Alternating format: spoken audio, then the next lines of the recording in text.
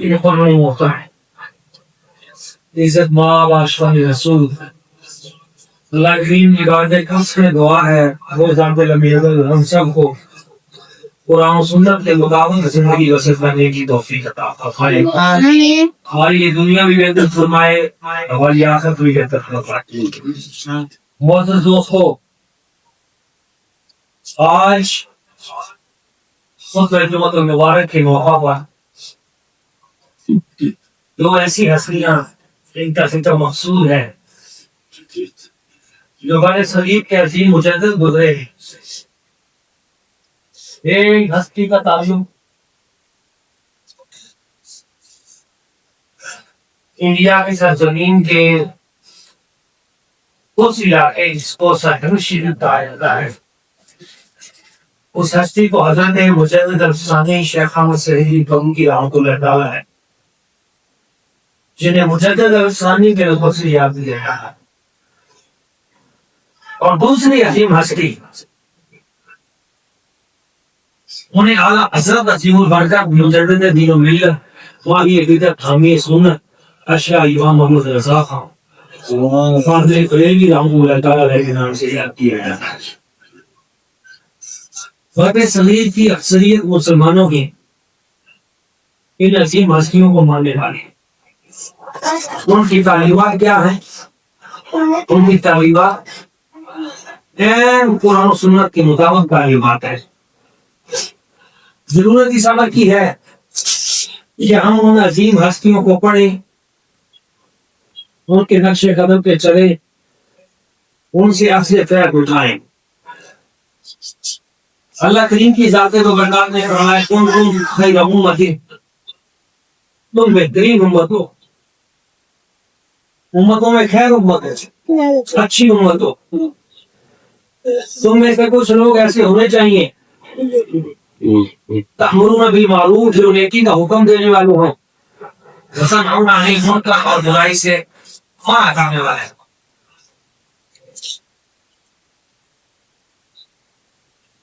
نیکی کا حکم دینے والے, برائی سے منع کرنے والے. آپ غور بھی رہے ہیں, دین اسلام اپنا سفر طے کر رہا ہے. 700 سال کے بعد جب دین کے چہرے پہ ڈگ پڑتی ہے, دین کے مسائل کو لوگ بدل دیتے ہیں, تو اللہ تعالیٰ ایک مجدد بھیج رہا ہے. وہ مجدد آ کر دین کی تجدید کرتا ہے, نیا دین نہیں بنا بلکہ دین اسلام پہ پڑھنے والی گرد کو صاف کر کے دین کا چہرہ دوبارہ روشن ڈال دیتا.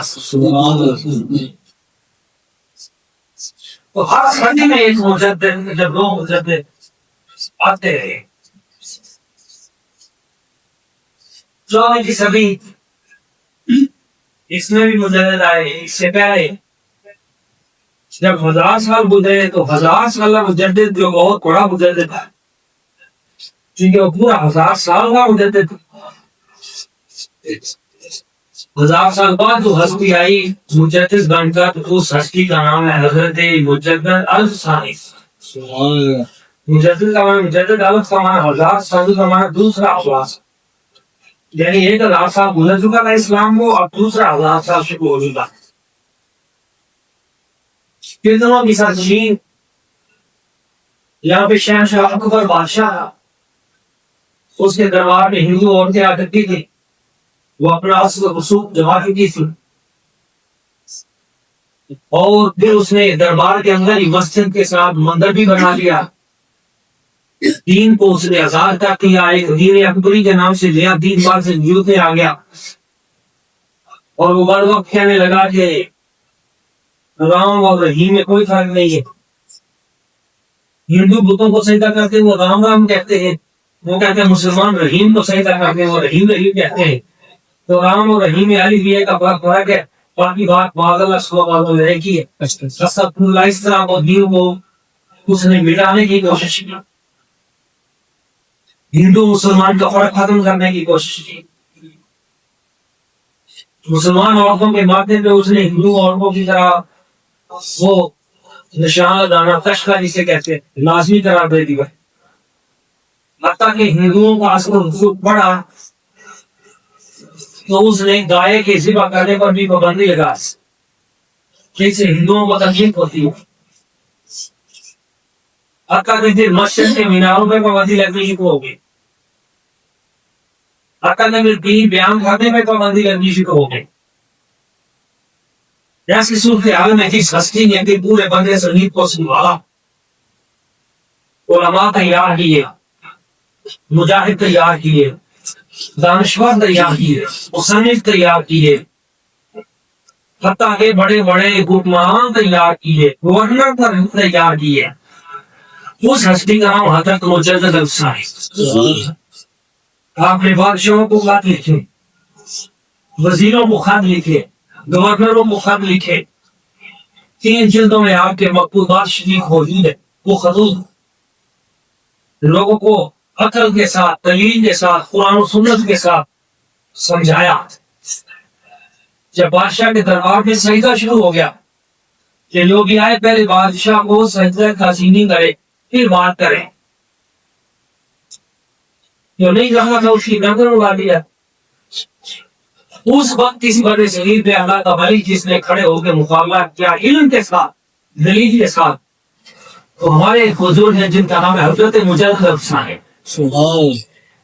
یہ آج کل جو نئے نئے فرقے اور نئی نئی نیتیاں نکلی ہیں، ان کو تو پتہ ہی نہیں ہے یہاں قربانی دے کے کون گئے ہیں. وقت کے ظالم حکمرانوں سے ہم بنیاد کے ڈال کے ٹکرانے والے کون تھے؟ ٹکرا گئے، قربانیاں دی. اور شہنشاہ جہانگیر جس کا عدل مشہور تھا، اکبر کھا گیا، اس کا بیٹا جہانگیر تخت پہ بیٹھا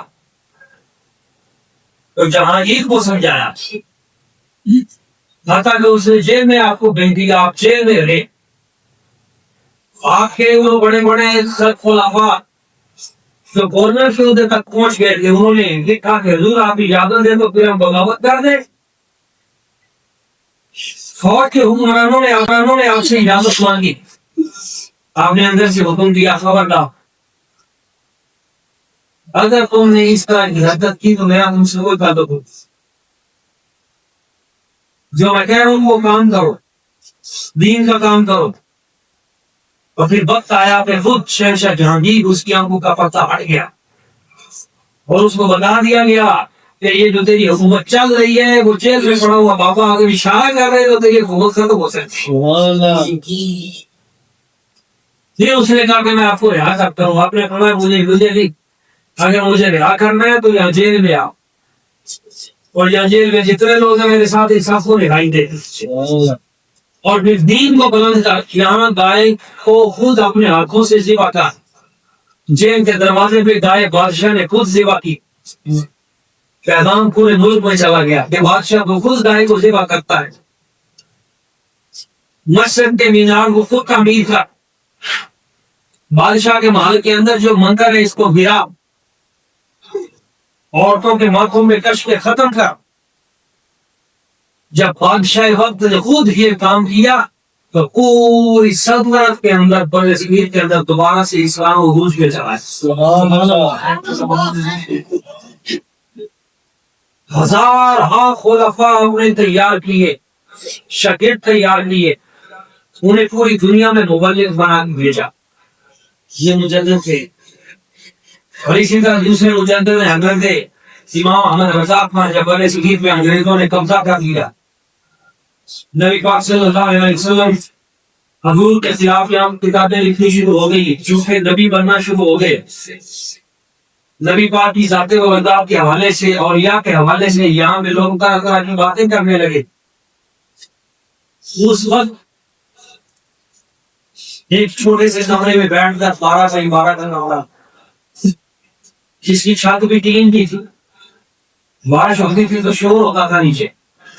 اس میں بیٹھ کر آپ نے بڑے صغیر کی سب سے بڑی بھی دعویٰ رسمیہ شریف کی تھی. پوری دنیا کے مسائل کے جواب منٹوں میں دیے. شاگرد تیار کیے. مدارہ نصیب البرکت نے اس دور میں دین متین کو دوبارہ زندہ کیا، دین کے چہرے پہ پڑنے والی ڈر کو صاف کیا، اور وہ لوگ جن کے دلوں میں بس سے پیدا ہو رہے تھے شان رسالت آپ صلی اللہ علیہ وسلم کے حوالے سے، اللہ تبارک و تعالیٰ کی ذات برکات کے حوالے سے، نبی پاک صلی اللہ علیہ وسلم حضور کے خصائص کمالات، اللہ کے حضور کے علم پاک اور آپ کے اختیارات میں، تو ہر موضوع پر اعلیٰ حضرت عظیم البرکت نے القاب ذکر کر کے ایک سوال کا جواب دیا اور خبروں کا خاتمہ کیا۔ یہ دور بات بھی عرض کر دوں، لوگوں میں یہ بات بھی مشہور کر دی گئی کہ اعلیٰ حضرت عظیم البرکت معاذ اللہ ثم معاذ اللہ آپ کو بدعت جو ہے اس کو فروغ دیتے ہیں، حالانکہ سب سے بڑھ کر بدعت کا خاتمہ کرنے میں جس ہستی کا واقع ہے برصغیر میں وہ خود اعلیٰ حضرت عظیم البرکت۔ آپ کی کتابیں پڑھ کے دیکھیں، آپ نے لوگوں کی تربیت کی۔ مثال کے طور پر میں ایک مثال پیش کرتا ہوں، آپ سے سوال کیا گیا کہ بعض لوگ بزرگوں کے مزار پہ ریشمی چادریں چڑھاتے، آپ کیا اس حوالے سے فرماتے ہیں؟ آپ نے فرمایا کہ ریشمی ہونا تو ویسے بھی جائز نہیں ہے، اس کو پہننے سے اختلاف ضروری ہے، اور یہ جو باجے بجائے جاتے ہیں یہ حرام ہے، اور اولیاء اللہ جو ہیں ان کی دعائیں مبارک ہو اصالے ثواب کرنے کے لیے قرآن مجید پڑھا جائے۔ انہیں تمہاری جو اندروں کی شکرہ نہیں ہے انہیں قرآن مجید پڑھ کر یہ بھیجا جائے، درود پاک پڑھ کر بھیجا جائے۔ اور یہ بھی آپ نے حکم دیا کہ اگر ایک چادر پڑی ہوئی ہے تو پھر دوسری، تیسری، چوتھی، پانچویں چادر اوپر لے جا کے ڈالنا یہ بھی اسراف ہے، پھر فضول خرچی ہے۔ اس کی بجائے وہ چادر آپ کوئی اور خرید کر جس پہ قرآن و حدیث کی باتیں نہ لکھی ہوں تو وہ کسی غریب کو صدقے میں دے دی جائے، کسی بیوہ کے سر پہ ڈال دی جائے، کسی معذور کو دے دی جائے جس کو اس کی ضرورت ہے، تو آپ کو اس کا اجر و ثواب زیادہ ملے گا۔ اسی طرح یہ بھی آپ نے فرمایا کہ کوئی شخص آگے چادر دیتا ہے مزاد پہ تو وہ اٹھا کر کسی کو پہنا دیتے ہیں، حالانکہ وہ وقت کی ہوئی چیز ہے اور وقت میں تصرف جائز نہیں ہے، تو اسے روکا آپ نے۔ اسی طرح بزرگان دین کے عرص ہوتے ہیں تو ان پر مختلف قسم کی بدعتیں رائج ہو گئی ہیں، جن میں آتش بازی بھی شامل ہے۔ چراغاں کے نام پہ لاکھوں روپے ضائع کر دیے جاتے ہیں، اس بزرگ کو اس طرح کی چراغوں کا کوئی فائدہ نہیں ہوتا۔ اس طرح جو پیسے ضائع کیے جاتے ہیں وہ سارے کے سارے گناہ پہ چلے جاتے ہیں، فائدہ نہیں ہوتا۔ اس کی بجائے کسی غریب کی حاجت روائی کی جائے، کسی کی مشکل کشائی کی جائے، اس کے ساتھ تعاون کر دیا جائے۔ آپ فرماتے ہیں آتش بازی اسراف ہے اور اسراف حرام ہے۔ اور اسی طرح جیسے میلاد النبی ہوتا ہے 12 ربیع الاول، میلاد شوق ہے یہ اس طرح بعض جگہ پہ، تو اس طرح پٹھائی پھینکی جاتی ہے، چھوائے پھینکے جاتے ہیں، اس طرح اور چیزیں جو ہیں اوپر سے اس طرح ہلکے بیانی بنا کر چھاپوں اس کے وہ پھینکے جاتے ہیں۔ اس طرح آپ فرماتے ہیں ایسا کرنا رزق کی بے ادبی ہے، اور بے ادبی محرومی ہے، اور یہ نزیع مال ہے، مال کا ضائع کرنا ہے، اور مال کا ضائع کرنا حرام ہے، اس لیے ان چیزوں سے اجتناب کیا جائے۔ ایک اور مسئلہ آپ فرماتے ہیں کہ اولیاء اللہ کا عرس بنایا جاتا ہے، عرس میں ہونا یہ چاہیے کہ تلاوت ہو، ذات پاک ہو، درود پاک ہو، قرآن مجید ہو، یا کوئی عالم دین اصلاح کی بات کرے، نیکی کی بات کرے، تقوی و طہارت کی بات کرے، یا جو بزرگ دنیا سے چلے گئے ہیں ان کے تقوی و طہارت کی بات کرے، تاکہ لوگوں کے اندر نیکی کا ایک جذبہ پیدا ہو کہ ہمارے بزرگ تھے، یہ بڑے نیک تھے، تہجد گزار تھے، عبادت کرتے تھے، ریاضت کرتے تھے، یہ باتیں بتائیں گے۔ فرماتے ہیں کہ آج کل عرس کے موقع پہ ڈھول بجا کر ناچا جاتا ہے اور بتایا جیسے شہباز کا نظر، وہاں پہ عورتیں بھی جاتی ہیں، مرد بھی، مرد عورت کا اختلاط ویسے ہی جائز نہیں ہے، اکٹھے ہونا تھوڑی سی طرح۔ اور فرماتے ہیں کہ بعد عرسوں کے اوپر موت کا کنواں ہوتا ہے جس میں ایک شخص اپنی جان کو ہلاکت میں پڑتے ہوئے موٹر سائیکل چلاتا ہے، کوئی چیز چلاتا ہے، اس طرح ہجڑے اس کنویں کے پاس کھڑے ہو کر ناچ رہے ہوتے ہیں، یہ سب ناجائز اور حرام ہے۔ آپ فرماتے ہیں کہ رنڈیوں کا ناچ بے شک حرام ہے، اور یہ گرام نے عرصوں پر بے غیر جاہلوں نے یہ گناہ پھیلایا ہے۔ تو جس جگہ پر بھی جاہل سجادہ نشین اکٹھے ہو گئے، جنہوں نے باپ دادا کا دین تو نہیں پڑھا، چٹیاں ان کو مل گئی، انہوں نے آگے پھر بدعتوں کو فروغ دینا شروع کر دیا، اور وہاں پہ پھر تھیٹر لگنے شروع ہو گئے، تھیٹر، اور پھر وہاں پہ موت کا کنواں، اور پھر لکی رانی سردس چل پڑی، وہاں پہ فحاشی، اریانی، ڈانس، ناچ گانا، اور اس سارے کے سارے گناہ کو لوگوں نے عرس کا نام دے دیا۔ یہ کوئی عرس نہیں ہے، یہ حرام کام ہے، اور اس حرام کام کا اہل سنت کے ساتھ دور دور کا تعلق نہیں۔